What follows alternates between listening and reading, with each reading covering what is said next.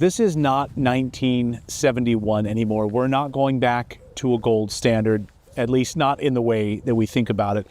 But what if I told you that the world's most powerful financial institutions right now are already preparing for a monetary reset? They're using gold not as a peg for a currency, but as a weapon, a tool to profit from this collapse. This story is about war.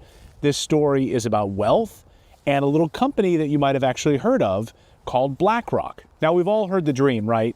Return to the gold standard, back the dollar with gold again, stability, value, real money, real tangible assets. We would stop all of our wars if we returned to a gold standard, but that's not what's happening right now. Instead, we're watching something even more dangerous and more profitable. We're witnessing the remonetization of gold, and it's happening behind closed doors right now. Just listen to former BlackRock portfolio manager Ed Dowd recently broke this down in a viral clip on X. He explained that central banks and massive asset managers like BlackRock aren't just buying gold to hedge against inflation. They're doing something far more strategic. Listen. So they're remonetizing gold as money. So gold is going to be part of, there's going to be a coming monetary reset. There's going to be a new Bretton Woods, but I don't know when that's going to be, but certainly gold is going to be part of whatever happens. Gold, the central bank authorities are signaling that gold is becoming money again. Banks can now, buy it, physical gold. I'm not talking GLD, the ETF or the futures. You have to have physical gold. If you have physical gold, you can lend against it. That's what Tier 1 capital is. You can create money from gold now. After they took us off the gold standard in the 70s, they made gold a commodity. They're remonetizing gold. I think people need to understand that. Yes, they're turning gold into collateral, remonetizing it, so they can actually lend against it. That means gold isn't just sitting in a vault anymore. It's actually being used to create new money and issue credit. It's like creating a shadow monetary system, one that doesn't rely on the dollar anymore, one that works when the dollar dies. So who's actually making this play? Well, look no further than BlackRock. So BlackRock is quietly buying tons of physical gold and silver right now. Why are they doing that? Because they know what's coming. They know that central banks are cornered. They know interest rate hikes can't fix the systemic rot. They know that in the next crisis, which may be already unfolding, gold and silver won't just be safe havens, they'll actually be power levers. And let's be blunt, BlackRock doesn't buy anything unless they're planning to make serious money from it. And when you combine that with what's happening in the Middle East right now, supply chain instability, oil shocks, inflationary pressures, it all makes sense. And here's the brilliance. And here's the danger of BlackRock's model. They profit when the world burns. You see, when Israel and the United States go back to war in the Middle East against Iran, which looks almost inevitable at this point, BlackRock will make a killing. Defense stocks, reconstruction contracts, energy infrastructure, they're positioned everywhere. They make money no matter what happens, but that's just the beginning of this. So to fund these wars, the US government then has to print more money. That means debt monetization. That means the dollar gets invariably weaker. We have to debase our currency. And I love that it's like storming right now, pouring down rain, or at least lightly raining right now. Sort of a foreboding of what's to happen, because I'm telling you, the dollar will weaken. The debasement of our US dollar is coming. Gold goes up, silver goes up, BlackRock wins again. You and I, though, get screwed if the US dollar continues to plummet. So BlackRock has gold. They've got gold. And they've got a lot of silver. And they've got now the power to lend governments that suddenly need cash to survive. Imagine that. So lending money to the United States government, lending money to the European Union or European countries that need cash to survive because they've been lending out their money to support all these foreign wars. And what do they use as collateral now? You guessed it, gold. So it's a double play. War makes them a lot of money. The collapse makes them even more. Don't take my word for it. Just listen to BlackRock's own recruiters. Remember when James O'Keefe confronted that BlackRock recruiter on hidden camera? He literally said war is good for business. You work for BlackRock, is that right? Yep, that's true. Well, just let's take a look at what you say here. They buy politicians. Thanks, good.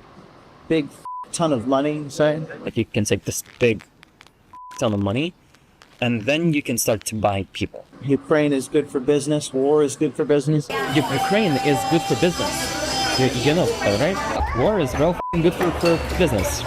Notice he didn't say war is unfortunate but profitable. No, he said war is the business. War is good for business. And when you think about it, why else would BlackRock have its tentacles in the Pentagon, the Federal Reserve, the IMF, the International Monetary Fund, which I believe is one of the greatest crime syndicates in the world? And of course, dozens of national governments at the same time. Because control of the money supply is control of the world. You want historical proof that something big is coming? The last time gold started this kind of aggressive price action, can you guess the year? I'll wait a second. Can you guys guess the year? Yeah, 1929. The year of the Great Depression, a time of deflation, economic collapse, global realignment. Sound familiar? So history doesn't repeat itself, but it sure as hell does rhyme.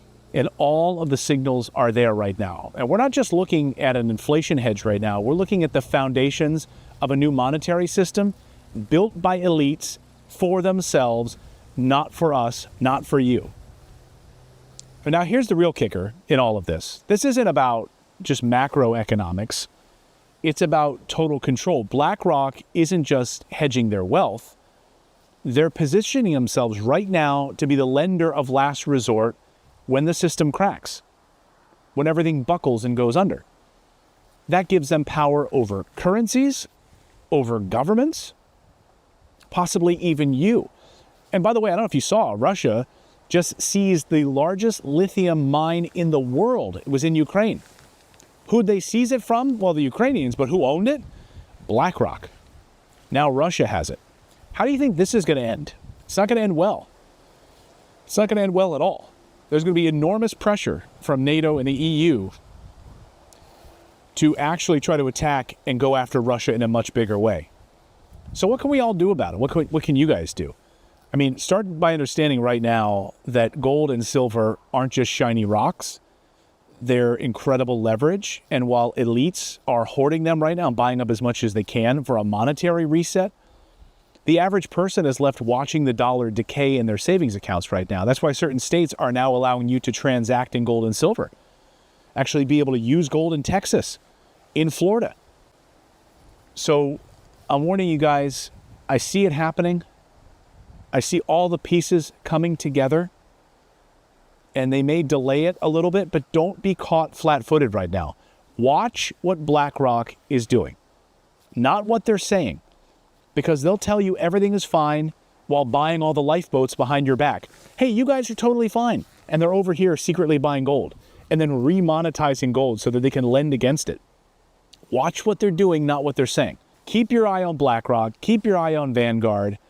Pay attention to what they're doing right now because something big is coming. A new gold system is already being built. And if you're not prepared for it, you're going to be on the wrong side of history on this one. So guys, thank you guys for hitting that like button and please share this video if you know someone out there who's asleep at the wheel right now. Also drop a comment. What do you guys think BlackRock knows that the rest of us don't right now? This isn't a conspiracy theory. This is money in motion. It's happening right now.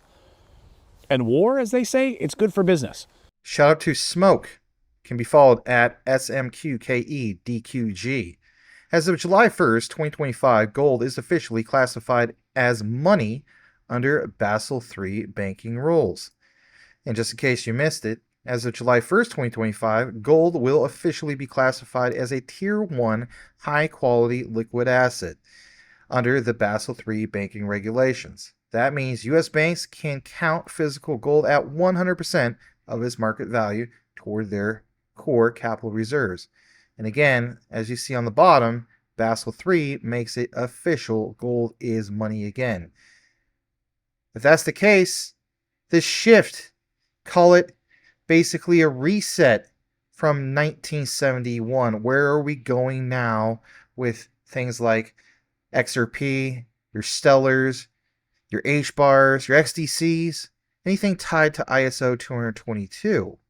To take you further into this, I want to share this. It leads us to this. You need to remember that Ripple's big idea is to use XRP once its market cap gets high enough and it is being traded heavily enough to provide banks with liquidity on demand. This is key. That is the plan. And like it says here, from Smoke once again, with a large enough market cap, XRP allows banks to effectively teleport gold between each other. The documentation is below. So let's get into some of that documentation and why it matters to you. Well, what you see right here is very important. So why should they care? Well, again, the whole idea that XRP would be solving their liquidity problems. XRP, by the way, can solve banking crises for countries that no longer want to get themselves into a horrible recession. Think about that in itself as well. Leads us to this. This dormant cash is all the more wasteful because in a world of Basel III, counts as yet another balance sheet asset against which a bank has to hold cash to cover its liabilities. Ripple's big idea is to use XRP. You guys in the community say, it doesn't say XRP. It's just Ripple. Well, right there it says once its market cap gets high enough and it is being traded heavily enough to provide banks with liquidity on demand, well, where do we go from there? Well, it's this. Is XRP the only one on the subject about gold? No. Shout to Smoke again. This is why the Hedera Foundation wants to acquire TikTok. Training data is the new gold. So this blows up. Look at this for a moment for your own sake. Very large data repositories, trillions of tokens. As we see here, that's how it all plays out. Of course, Meta has a role, Facebook, which is basically Meta, and it's this trajectory. But look at X for a moment. When we talk about all the money, what about all the data? That's pretty big in itself. Instagram, pretty big. YouTube, Tesla. Interesting to see that particular breakdown. And more importantly, jumping back to, again, why it matters to you. It's the other key insights. Basically this. According to Smoke again, central banks are expecting to increase their gold reserve holdings and decrease their US dollar reserve holdings. That's crucial. That's key. What highlight do we have? Well, it's this. You see here, basically, according to this particular citation, it says, according to a United States government poll, or YouGov poll, I should say, excuse me, sponsored by the World Gold Council, show that developing market central banks are expected to increase their gold reserve holdings and decrease their US dollar reserve holdings. Back to what you just saw from Clayton Morris over at Redacted. And by the way, follow Redacted. They're great content. Jump down into this. Do we not see big trajectory here of how this all plays out? We do. Because again, it's the gold purchases. The historical significance about this. If you wonder where the source comes from Wisdom Tree. World Gold Council. That's major. Getting more into all of this, let's jump back into it. We see here, according to Smoke, yes, people will use XRP without even knowing it. A lot of people have talked about this. Shout out to Michael Cornwell in the community. Always point out that you will swipe your debit card and not even know that it's tied to crypto. Ripple's protocol is designed to move value instantly across borders, whether that value is in dollars, gold, energy, or services. Just like email relies on SMTP to work behind the scenes, Ripple does the same for money. Jed McCaleb of Stellar pointed this out. It's the document below explains, the Ripple protocol can be compared to SMTP, which is the protocol for email that enables different email services to communicate regardless of the service used. You do not see SMTP when you send an email, and you will not see Ripple when money moves. Ripple allows financial institutions to transfer value within 6 seconds using a decentralized network of servers that speak a universal protocol. Want to know why it's a universal protocol? Because Ripple is that unified shared ledger. Again, back to Jesse's research for Apex Crypto Consulting. He even explained on the Paul Barron network that basically XRP is truly the Internet of Value. Call it formerly the regulated Internet of Value. Call it the unified ledger. But at the end of the day, XRP is the native asset that can bridge any currency or asset across this network. Most importantly, quote, customers of financial institutions do not need to know anything about Ripple or its protocol. It works silently underneath, acting as the backbone for a new financial architecture. You could say basically with Quant as well, with interoperability, the same concept.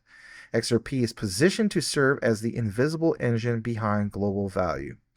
And of course, he points out that this is basically documented. And what do we see? Everything that we just basically talked about.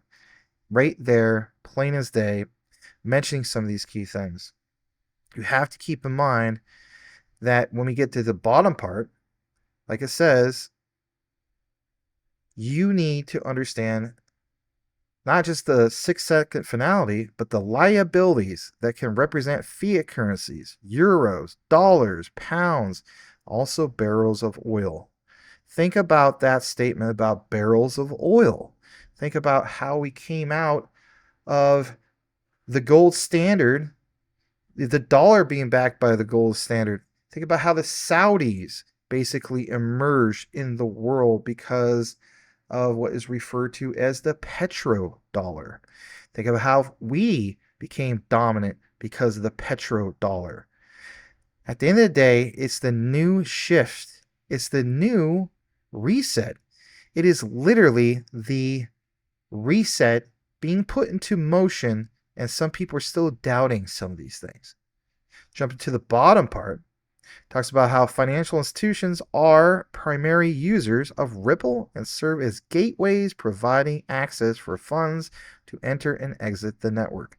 Say what you want, Quant will stand out when it comes to those gateways.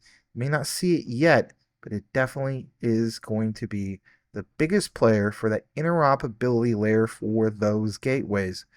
This means that customers of financial institutions do not need to know anything about Ripple or its protocol. Just like you don't need to know about Quant and what they do. It's all about the plumbing. It's all about what's underneath that iceberg, the tip of the iceberg, which brings us to this. Ripple's team of experts. Back to Clayton Morris of Redacted. Remember how you point out the whole thing of BlackRock? Yeah, experience from JPMorgan, BlackRock, Apple, Google, NASA, Federal Reserve, BTCC, which has been in the news a lot lately, last 4, 5, 6 months, but Department of the Treasury, Microsoft, and more. It's documented. What is he talking about? Well, it's this. This citation literally comes from Ripple in this particular screenshot from a PDF. As you see here, 135 team members, and it's the experience. Financial services experience, more in particular. JPMorgan, Citi, and you do see, boom, plain as day, right here as they zoom in. What? BlackRock. That's so major. And when we talk about technology as far as like Google, think about Google being part of Hedera's governing council. Jump more into this. Watch this for a moment. Shout out to BlackRoot over at BlackRoot Investing. He can be followed at BlackRoot on YouTube and X. He has done numerous deep dives, myself as well, about Robert Mitchnick. Ripple, excuse me. The handshake, of course, with BlackRock. Robert Mitchnick, Craig Phillips. I'm not pointing this out in other videos, but it's all documented. And what is he referring to? prior to all this, you see that Robert Mitchnick, prior to joining BlackRock, Mitchnick spent time at CPP Investment Board in public markets and private investments and at Ripple. That's where it's at. On top of that is understanding that when we get to this next part from Smoke, back to Craig Phillips. Why? Well, Craig brings more than 35 years of industry expertise to Ripple, having held leadership roles at Morgan Stanley and boom, BlackRock. Wow. As we get also into it, back to the whole subject of what you saw or heard about this talk about a reset. Generational opportunity. This is the language of institutions. Like it says, institutions are all speaking the same language. What would that language be? ISO 222 through messaging. Communicating a consistent message. These are the very themes they are investing in. The unfiltered perspectives of smart money. This is key. They're actively capitalizing on opportunities the market presents. And with trained eyes, one can connect the dots. Well, isn't that what we're doing in these videos? And if you're new to my channel, this is what we've been doing for over 4 years now. Come join the channel. Subscribe. I would really appreciate it. And we have a great community. We are doing live shows once again as well. So, in fact, when we get more into it, like it says, BlackRock, the Great Yield Reset. Yield Reset. Think about that. Are you going to sell your XRP and cash out to fiat when you could be staking it and earning a yield? What platforms are you staking at? Get further into this and what matters. Let's get into the now. Basically, for the most part, Smoke reposted this. He originally, of course, shared this back in June, but it's still valid right now. JPMorgan invested into ISO 222 and will, I should say, maximize the return on their investment. By November 2025, people have stated July 14th came and gone, nothing happened. Okay, nothing happened? Maybe nothing happened necessarily on that day, but a few days after, what did we get? New all-time highs for XRP, 365. Like it says, by November 2025, all financial institutions must switch. Of course, it's documented. Let's share what he's talking about. Take you into this. Look what it says. Why, as in JPMorgan, why are we investing in ISO 222 messaging? Again, the statement of them, JPMorgan, why are they invested into this messaging system? Again, the other highlight, because payments are the backbone of today's economy. Without payments, businesses would be unable to procure for their supply chain or pay their employees, consumers. You get the gist. These statements that you see here are so very, very important. And of course, citation literally comes from Miss Gayatri Vadsudev. I butchered that up. JPMorgan Wholesale Payments Head of Global Clearing. Right, clearing. And at the end of the day, the RTGS systems, that's major. As I take into the other part of this, I want you to understand that at the end of the day, JPMorgan processes nearly 10 trillion payments daily across 160 countries in 120 currencies. That is major. And I will state this. You guys will eventually find out at some point that Quant is literally JPM coin. And I'm going to call it right now. You will hear about that in the future. But it is what it is. We've done the research. Where do we go from here? Will I be right? It's not about being right. It's just simply referencing research. Also, when we get further into this, look what it mentions here. This is from a citation from literally what is referred to as payments are eating the world. And it's from jpmorgan.com. Here's why I want to point this out. Like it says, payments are eating the world. So, are they really? Well, it's the terminology. One feature of stablecoins is that when coupled with smart contracts, they are programmable money. 81% of countries representing 90% of global GDP, as in gross domestic product, are now exploring some form of CBDC. Okay, interesting. But what's more interesting is the terminology. Programmable money. If you're new to all this, who has been beating that drum about programmable money? It's Gilbert Verdian.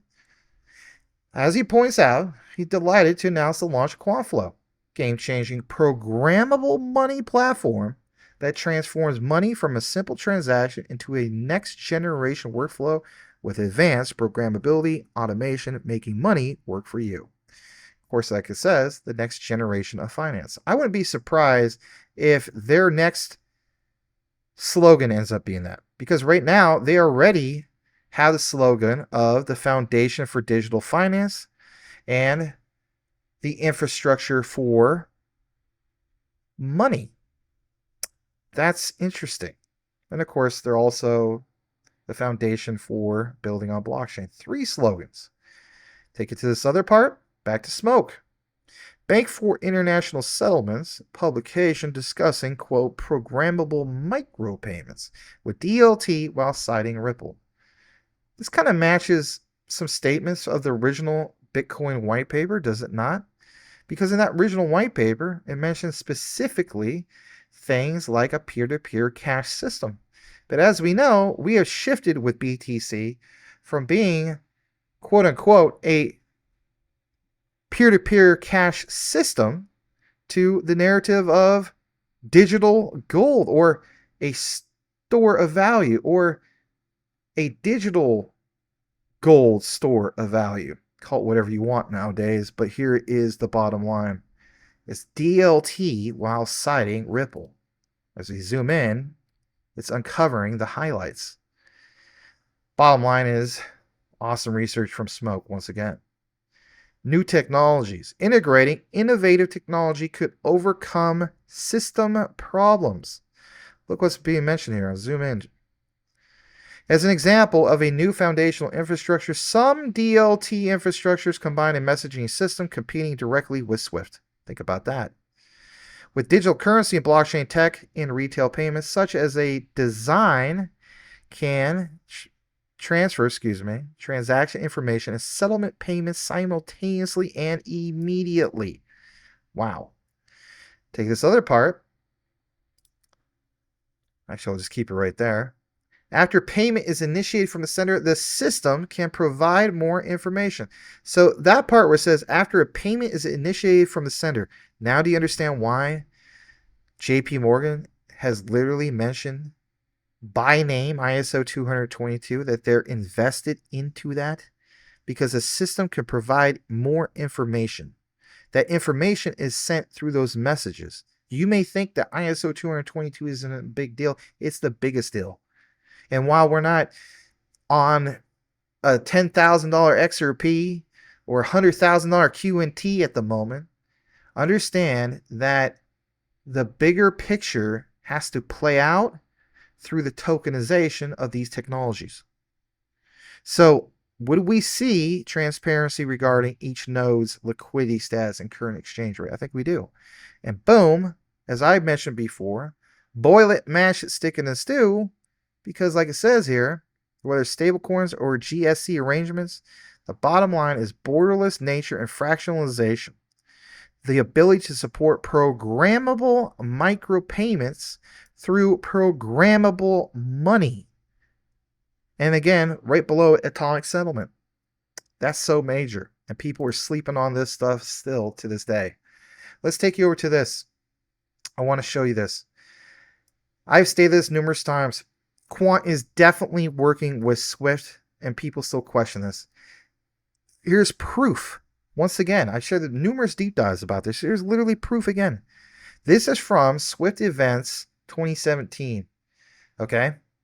On this page of 11 of 17 from the document, standards and adoption of ISO 222 in the DLT space. This is my own research. Yes, I do my own research. I don't just cite Smoke. but Smoke makes it so easy. So we love and appreciate Smoke. As you see here, again, page 11 of 17, standards and adoption of ISO 222, because we were talking about in the DLT space. And what does it say here? Once again, boil it, mash it, stick it in stew. Work through ISO TC68 and new technical committee TC307. Who is ISO TC307? That's Quant. That's the Quant network standard. And like it says, an agenda set out in information paper, reuse of ISO 222 definitions in DLT context, new or adapted standards for DLT. Boom. There you go once again. Yeah, Quant was swift all the way back to roughly 2016 and especially right here, 2017 in the document. Take you further into this, more talk about programmable money. Shout out to Tokenizer, one of the greatest out there when it comes to research. Give a follow over at Tokenizer on X. I don't know why I see channels, big channels, not going to mention by name, that will literally just recite people's research and not even take 5 seconds to say, shout out to this person, or this came from this person. They'll just read it. Wow. I mean, wow. Unbelievable. Even at the collegiate level, do we not cite and reference people's, like, you know, come on now. Anyway, just a little gripe I have. Few more nuggets from Project Rosalind, as Tokenizer pointed out.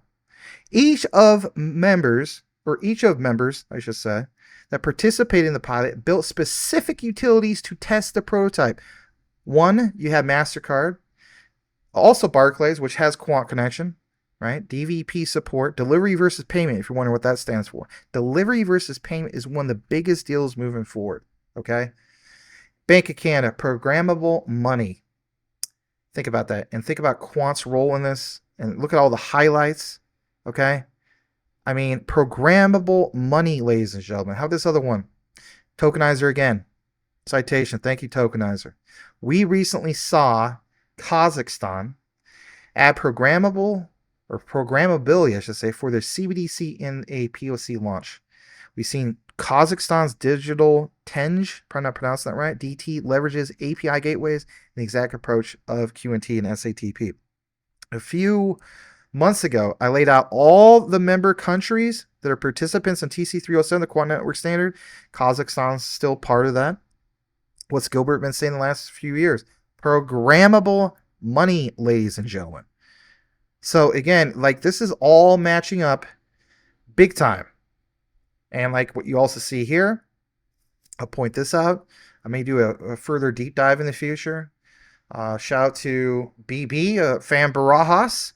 Said, hey, look more into Quant in regard to like health and, for example, the healthcare industry and, you know, medical. Here's a great example. They have been selected, as in Quant, as a headline sponsor for Cure 3's Cure Parkinson's Trust event. I covered this a while back, but again, there's a whole new wave of people. There's tons of overlap to the potential roles of programmable money here, especially with Cure 3 raising funds through the use of NFT art sales, with the proceeds fully going towards funding research and development to cure Parkinson's. I mean, these are great things to see. And, for example, we're going to have to wait for Project Agora and the UK RLN to beginning, you know, interoperating together, but that already happened, right? Hence what we had with those test pilots and so on. Not just the RLN, also the RSN, right? As we get further into this, we're almost done. QNT being crowned the best programmable payments platform sure has a nice ring to it. We've kind of really been there and done that, but again, a whole new wave of people. UK Regulated Liability Network, Oracle, by the way, which there's your plug to both Quant and JPMorgan. Quant Flow plus Overledger Fusion, Bank of England, RTGS, New Renewal, Digital Euro Partner. You kind of get the gist. And again, reminder that winners of other respective awards include names like Visa, Circle, JPMorgan. All multi-billion-dollar financial giants. What happens when Quant becomes also that big financial giant? Because they were the interoperable plumbing for it all. They were the orchestrator moving forward. Talk about ISO 222, but not enough people talk about ISO TC 307. Now watch this. Let's take you over to here. We're going to play this video. Wealth managers are urgently explaining the concept of tokenization to their clients. Crypto is now mainstream asset class and offers the best opportunity for long-term price appreciation. This video reveals why crypto will create the world's first trillionaires. Yes, trillionaires. You guys are stating, right? I mean this politely, not you guys, but some people are stating that there's not enough money in the world for us to reach these market caps or crazy prices. Well, if anything, let's listen closely to it all. I'm going to play this and we're going to jump right back. Tokenized piece of real estate was done in 2018, a condo in New York City, where they took a $30 million building and tokenized it, selling shares for $10 a piece, turning an illiquid expensive asset into a highly liquid, inexpensive asset, demonetized, democratized for the first time, the largest asset in the world, which is real estate. The St. Regis Aspen was tokenized a year later. Dubai's been tokenizing properties ever since. Everybody's tokenizing everything right now. They're all getting in on the act. With tokenization, we already have $11 billion of what's called real-world assets that have been tokenized from 100 different issuers around the world. And they're tokenizing every asset class. And you're all familiar with NFTs, non-fungible tokens, from the Bored Apes Yacht Club to Crypto Kitties, you name it. The NBA has launched their own NFTs called Top Shots, Dolce & Gabbana, Burberry, Tiffany. They're all selling digital versions of their clothing. Why would they do that? Well, consider Fortnite. 500 million accounts, 2 million people are using Fortnite on a daily basis. The company earns $5 billion a year in revenue, and all of that revenue comes from the sale of NFTs. Nike sneakers. That pair sells for $8.99. You got to dress up your avatar. You can buy event tickets with blockchain technology. Each seat is an NFT. The biggest recording artists have all been selling their music catalogs for hundreds of millions of dollars. And they're doing this because the companies that are buying that music is going to take the songs, turn them into NFTs. You'll be able to buy a piece of the song. So the next time you hear Taylor Swift, you'll not only be a fan of hers, you will receive a piece of the royalty whenever it's played on Spotify, turning fans into owners. You'll be able to do the same thing with the contracts of your favorite professional athlete, Hollywood star, Broadway performer. We're going to be using this technology for virtual and augmented reality, advertising, content creation, gaming, gambling, social media. And then there's the physical conversions. Why are we carrying our driver's licenses in our pockets and purses? Why carry that piece of paper? Why isn't that a digital file as an NFT that is more secure and easily transferable when necessary? So driver's licenses, passports, medical records, employment records, academic records, deeds and titles, safety maintenance records, your house. Your clients have a massive part of their net worth in their home. They reach retirement. They don't want to sell the house and downsize, but they need more income. You take that $1 million house and you tokenize it. You turn it into 1 million tokens of $1 each. Now you can sell them as you wish, turning your house into a liquid tradable asset. You'll be able to do the same thing with salaries. There are some professional athletes already doing this. McKinsey says the global market is going to be $2 trillion by the end of the decade. The Boston Consulting Group says it's going to be $16 trillion by the end of the decade. Crypto is now a major asset class, and it offers the best opportunity for long-term price appreciation. JPMorgan says by the end of the decade, Bitcoin will be 150,000. Coinpedia says 350. Matt Hogan of Bitwise says 1 million by the end of the decade. Jack Dorsey says 1 million. Alliance Bernstein says 1 million. Kathy Wood of ARK says 2.5 million. And Michael Saylor says Bitcoin will be $5 million by the end of the decade. He says it'll be 13 million by 2035. AGB says the crypto is going to produce the world's first trillionaires over the next 10 years. All right, welcome back. So some of the things you heard in the video about, for example, concepts of what, everybody? Like driver's licenses and how they become NFTs and things like that. Nexera, I haven't covered that in a while, but one of the things they boasted about was basically like passports in the form of NFTs. Even with Luxo, universal profile, right? Got to do a new Luxo video, but whatever case be, look at this. Do you not see or not understand how huge Quant is? And this is from pipedream.com, Overledger integration. What do you want to automate with Overledger and UK Government Vehicle Inquiry API? Like it says, AI agents that connect Overledger UK Government Vehicle Inquiry API and 2,500 other apps in seconds. Yeah, like maybe, I don't know, a driver's license for you can drive on the left side of the road in the UK. Nothing against you guys in the UK, right? I know we drive on the right side. We drive on the right side because guess what? That would be the right side to drive on the road. All right. We can bust each other's chops. Nothing but love for our brothers across the pond, right? As you see here, we have signed transactions, smart contracts. It's all there, right? What about another integration? Like I said, data police. Again, these systems. So it's all there, ladies and gentlemen. Do me a solid if you listen to the entire outline and type in this key word into the comments, and that is redacted. As in, you should go subscribe to Clayton Morris and his wonderful wife over on Redacted. And no, I'm not paid by Redacted. They don't really need my help. They're, almost 2 or 3 million subscribers over there. But some of you guys don't know about that channel. It's an awesome channel. And yeah, they got a lot of interesting material over there. So thanks again for tuning in, and everybody. As the saying goes, know what you have, know why you hold it. The research trumps FUD 110%. We will see you on the next one. How would you like to earn an extra $100, $200, or even $500 a day, even more than that? I have many friends that are earning money every single day trading futures on BTCC. It's a simple process, and even if you don't want to learn how to trade, you could follow a trader on the site and let him do the trading for you. I'm currently following Numbers Not Feelings. He has the highest profit and loss ratio, 191%. So even if you don't know how to trade, there is a way to make money. But I suggest learn how to trade. Earn you some extra money on BTCC. It's easy, you don't have to KYC, and you don't have to use a virtual private network VPN. This is a wonderful site. They've been around since 2011. Give them a shot. Also, when you earn that extra money, you can store that on your Decent wallet. The Decent wallet was not affected by the recent XRPL debacle, where the backdoor of many wallets was open and there was a breach. So Decent wallet was not affected by that. Decent wallet is as safe as you keep your seed phrase. It's a wonderful product, and you can get the discount by using the link. It's the only way to get the affiliate discount, and that is to use an affiliate link. So that link is popping up on the upper right side of your screen, and it is the one that you will use.